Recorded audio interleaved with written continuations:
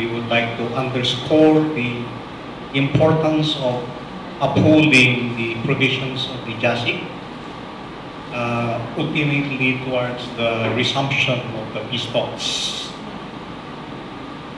In calling for the resumption of the formal peace talks, we are also very alarmed at the intensifying armed confrontation between forces of the two parties, with far-reaching disruptive impact on the lives of the people, especially those caught in the crossfire.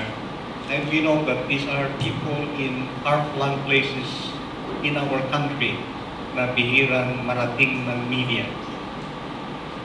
We are also alarmed at the arrest and detention of persons known by both sides as consultants of the peace process.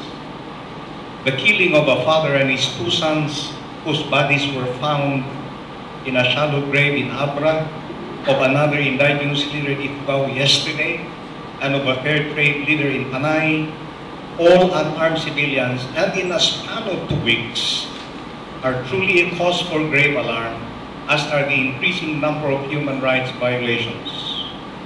We desire the resolution, we desire not the escalation of impunity and strife in this country, but the peace talks to seek a resolution doon sa paulit-ulit na sinasabi ni President Aquino to address the roots of the problem.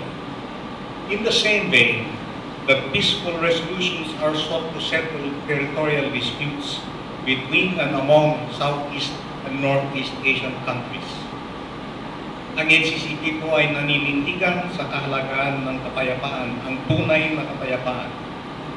And the process and the agenda for the peace talks have already been established since September 1, 1992 in what is now a foundational document on the peace talks called the Hague Declaration. The Hague Declaration gave rise to other agreements, among them the JASIC and other important agreements reached by both parties.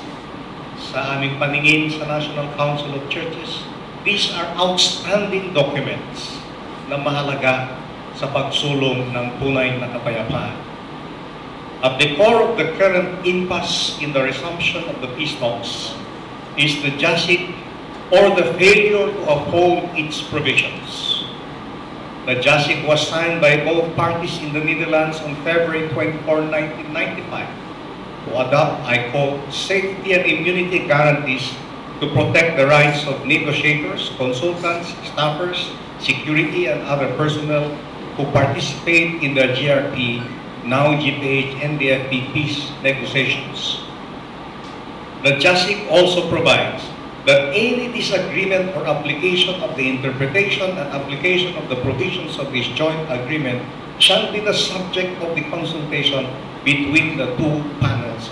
There is no other group except the two parties who need to come together to address their issues and problems para maisulong ang usaping kapayapaan. This is provided in General Provisions 3.2. Government of the Philippines and the NDF do not owe it to themselves, but they owe it to us, to the Filipino people, and to posterity to return to the negotiating table. At sana with a renewed resolve to remain focused on the issue of just and lasting peace.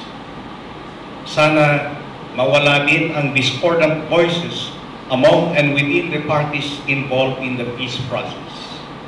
Seek peace and pursue it. Seek it and pursue it.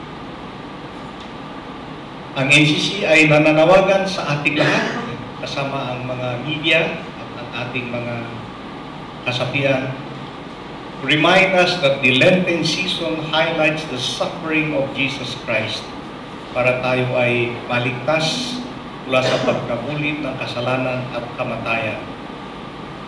In the name of peace, He suffered and died and rose again for us, because He is our peace.